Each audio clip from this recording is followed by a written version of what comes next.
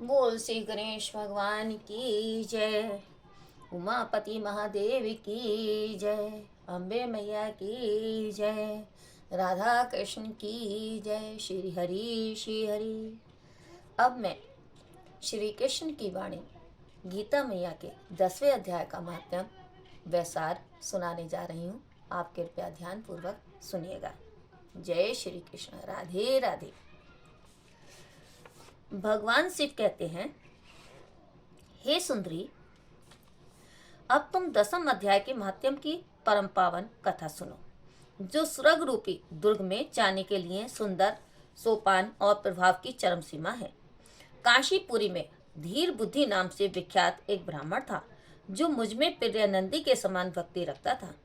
वह पावन कीर्ति के अर्जन में तत्पर रहने वाला, शांतचित और हिंसा, कठोरता एवं दुस्साहस से दूर रहने वाला था। जितेंद्रिय होने के कारण वह निवृत्ति मार्ग में ही विस्तृत रहता था। उसने वेदरूपी समुद्र का पार पा लिया था। वह संपूर्ण शास्त्रों के तात्पर्य का ज्ञाता था। उसका चित्त सदा मेरे ध्यान में संलग्न रहता था। वह मन को अंतरात्मा में लगाकर सदा आत्म तत्व का साक्षात्कार किया करता था। अतः जब वह चलने लगता, तब मैं प्रेम बस उसके पीछे दौड़ दौड़ कर उसे हाथ का सहारा देता रहता था। यह देख मेरे पार्षद भृंगिरिटी ने मेरे से पूछा, हे भगवान, इस प्रकार भला किसने आपका दर्शन किया होगा? इस महात्मा ने कौन सा तप, होम एवं अथवा जप किया है कि स्वयं आप ही पद पद पर इससे हाथ का सहारा देते चलते हैं? भृंगिरिटी का यह प्रश्न सुनकर मैंने इस प्रकार उत्तर देना आरंभ किया। एक समय की बात है, कैलाश पर्वत के पार्श्व भाग में पुन्नाग वन के भीतर चंद्रमा की अमृतमय किरणों से धुली हुई भूमि में एक वेदी का आश्रय लेकर मैं बैठा हुआ था। मेरे बैठने के क्षण भर बाद ही सहसा बड़े जोर की आंधी उठी। वहां के वृक्षों की शाखाएं नीचे ऊपर होकर आपस में टकराने लगीं। कितनी ही टहनियां टूट टूट कर बिखर गईं। पर्वती अविचल छाया भी हिलने लगी। इसके बाद वहां महान भयंकर शब्द हुआ, जिससे पर्वत की कंदराएं प्रतिध्वनित हो उठी। तदंतर आकाश से कोई विशाल पक्षी उतरा, जिसकी कांति काले मेघ के समान थी। वह कजल की राशि, अंधकार के समूह अथवा पंख कटे हुए काले पर्वत सा जान पड़ता था। पैरों से पृथ्वी का सहारा लेकर उस पक्षी ने मुझे प्रणाम किया और एक सुंदर नवीन कमल मेरे चरणों में रखकर स्पष्ट वाणी में स्तुति करनी आरंभ कर दी।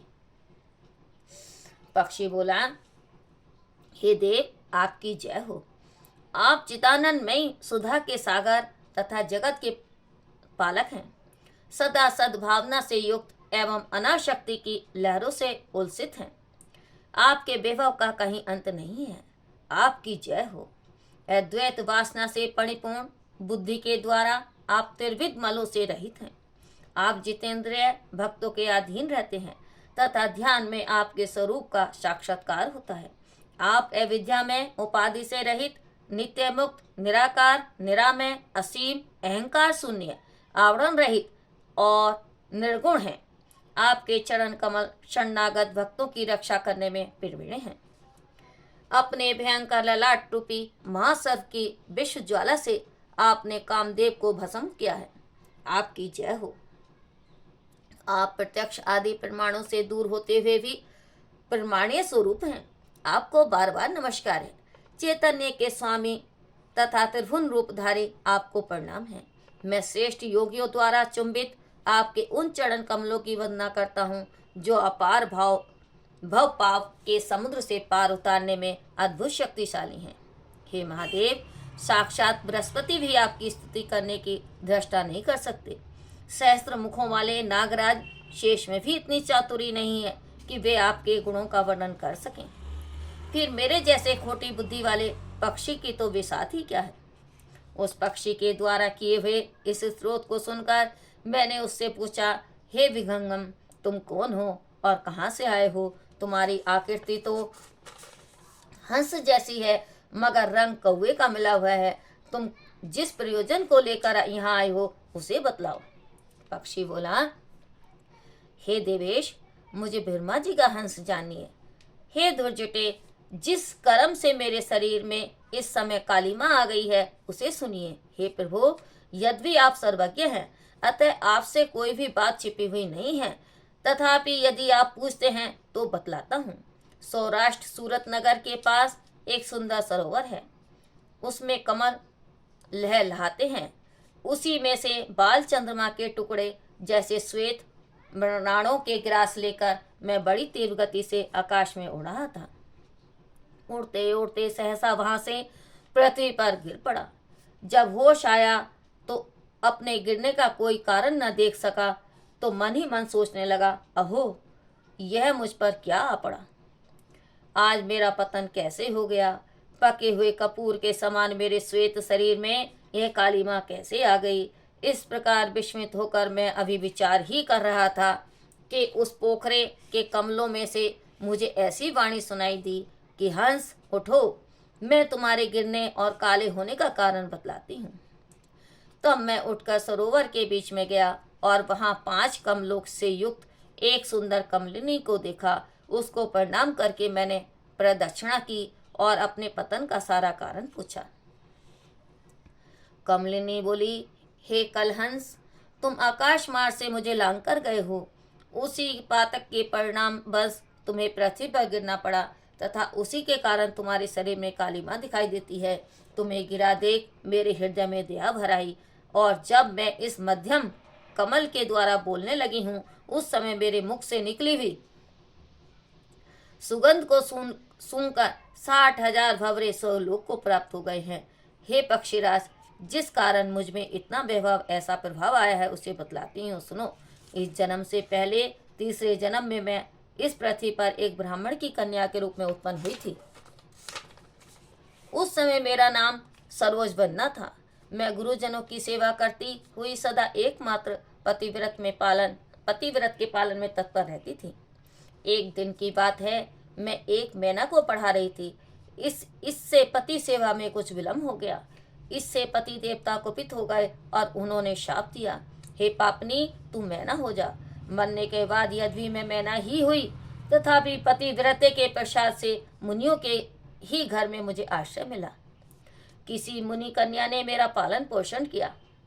मैं जिनके घर में थी वे ब्राह्मण प्रतिदिन प्रातःकाल विभूति योग नाम से प्रसिद्ध गीता के 10वें अध्याय का पाठ करते थे और मैं उस पापहारी अध्याय को सुना करती थी। हे विहंगम, काल आने पर मैं मैना का शरीर छोड़कर 10वें अध्याय के माध्यम से स्वर्गलोक में अप्सरा हुई।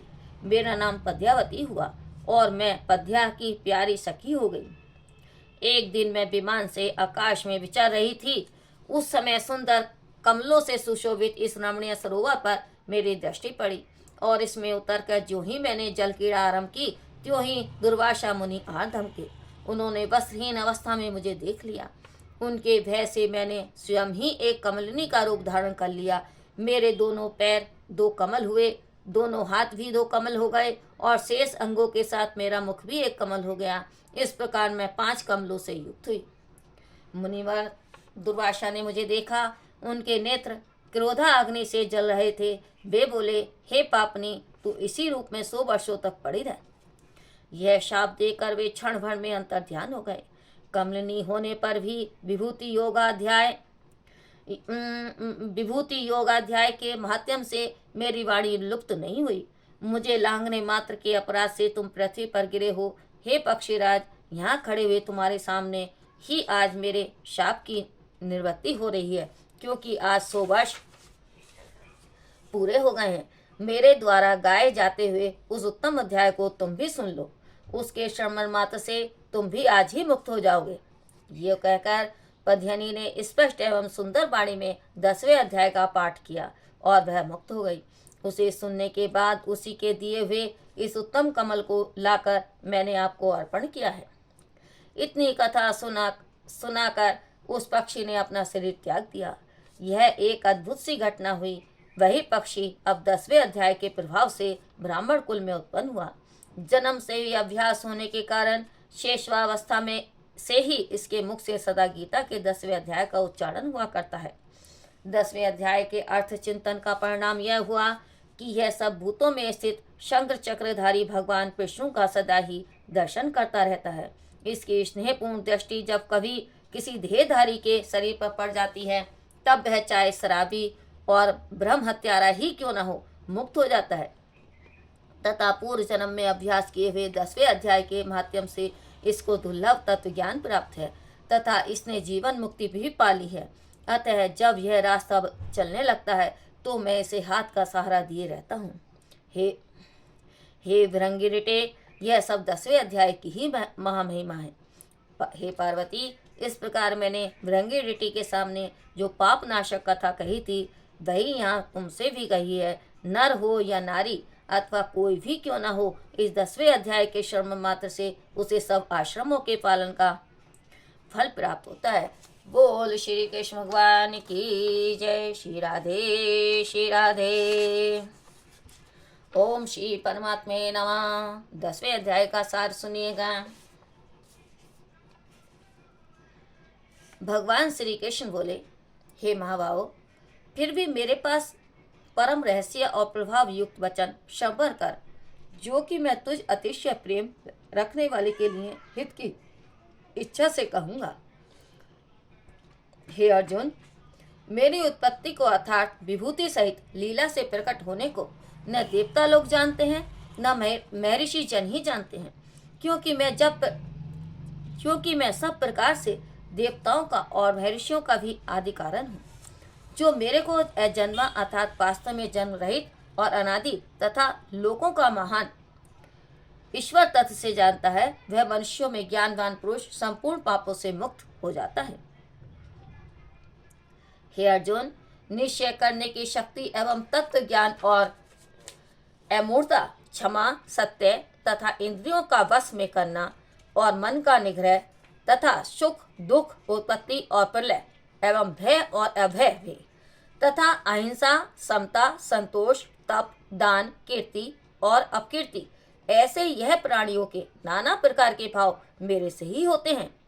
हे अर्जुन, 7 तो महर्षि जन और 4 उनसे भी पूर्व में होने वाले संकादिक तथा स्वयंभू आदि 14 मनु, यह मेरे में भाव वाले सब के सब मेरे संकल्प से उत्पन्न हुए हैं, कि जिनकी संसार में यह संपूर्ण प्रजा है। जो पुरुष इस मेरी परमेश्वर रूप विभूति को और योग शक्ति को तत्व से जानता है, वह पुरुष निश्चल ध्यान योग द्वारा मेरे में ही एकाकी भाव से स्थित होता है। इसमें कुछ भी संचय नहीं है। मैं वासुदेव ही संपूर्ण जगत की उत्पत्ति का कारण हूँ और मेरे से ही सब जगत चेष्टा करता है। इस प्रकार तत्व से समझकर श्रद्धा और भक्ति से युक्त हुए बुद्धिमान भक्तजन मुझ परमेश्वर को ही निरंतर भजते हैं।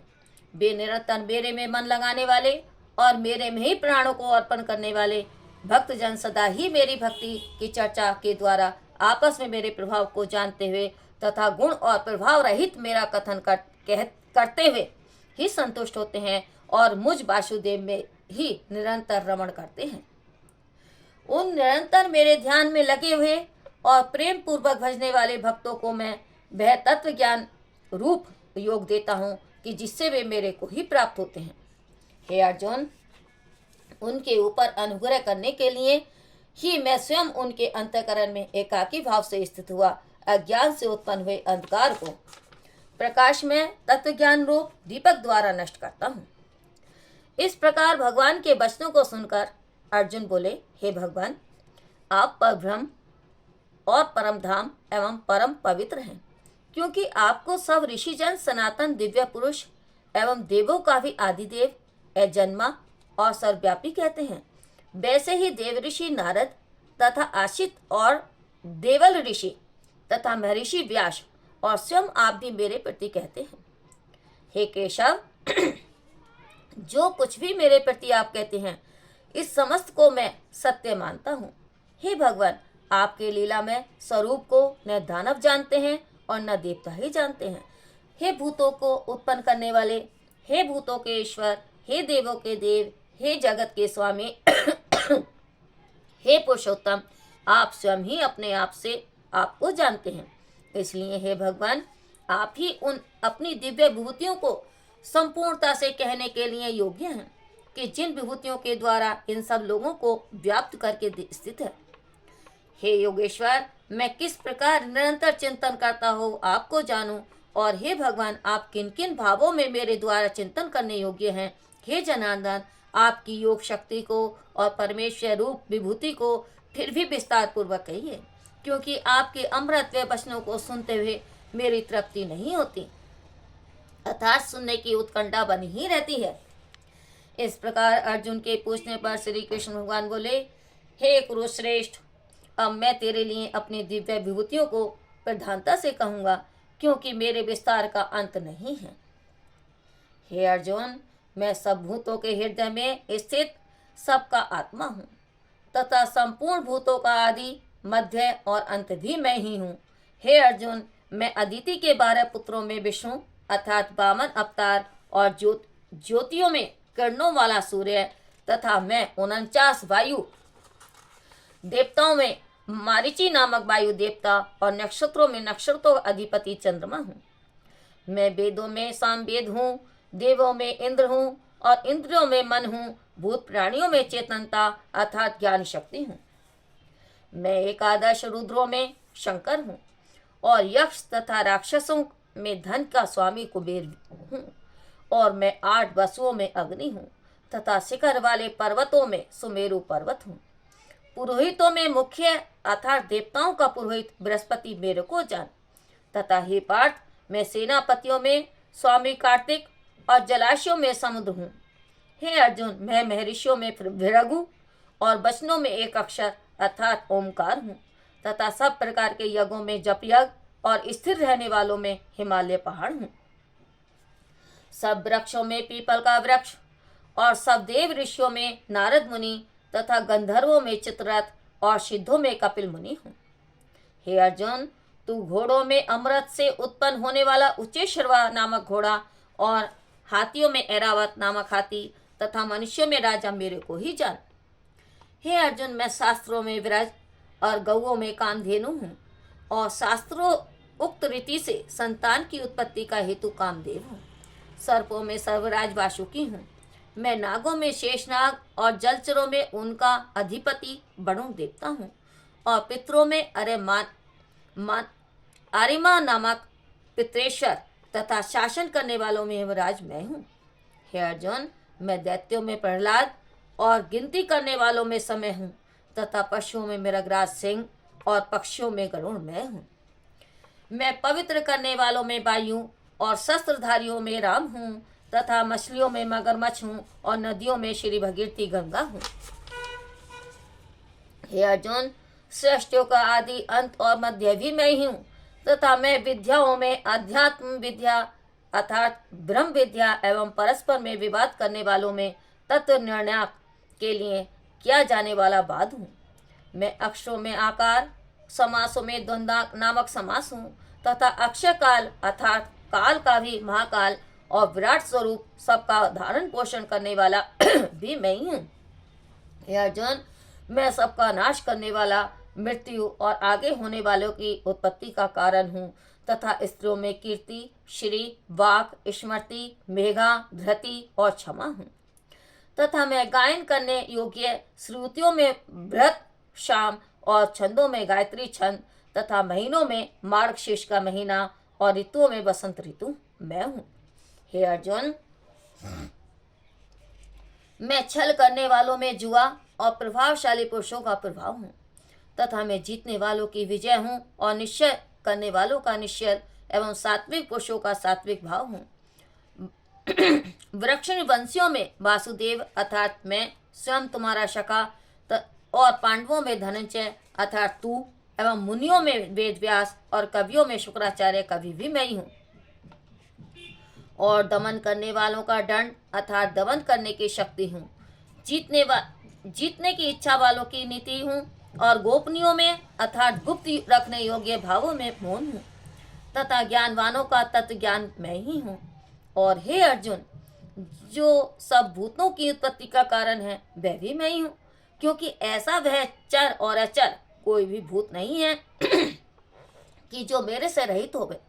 इसलिए सब कुछ मेरा ही स्वरूप है। हे परम तात, मेरी दिव्य विभूतियों का अंत नहीं है। यह तो मैंने अपनी विभूतियों का विस्तार तेरे लिए एक देश से अर्थात संक्षेप में कहा है। इसलिए हे अर्जुन, जो भी विभूति युक्त अर्थात ऐश्वर्य युक्त एवं कांति युक्त और शक्ति युक्त वस्तु है, उसको तू मेरे तेज के अंश से ही उत्पन्न हुई जान।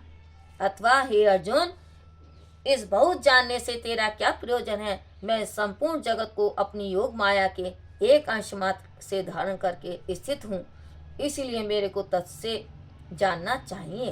बोल श्री कृष्ण भगवान की जय, राधा रानी की जय। जय भगवत गीते, जय भगवत गीते, हरि कमल विहार, हरि कमल विहार, सुंदर सो ओम जय भगवत गीते, कर्म सुमन प्रकाश निकाम शक्ति हरा, तत् ज्ञान विकाशन विद्या ब्रह्म परा। जय भगवत गीते, निश्चल भक्ति विधायिनी, निर्मल मलहारी, शरण रहे शब्दायिनी, सब विधि सुखकारी। जय भगवत गीते,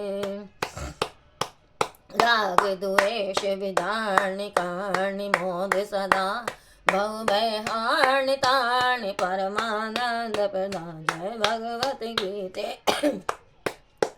असुर भाव विनाशनी, नाशनी तम रजनी, देवी सद्गुण दायिनी, हरि रसिका सजनी।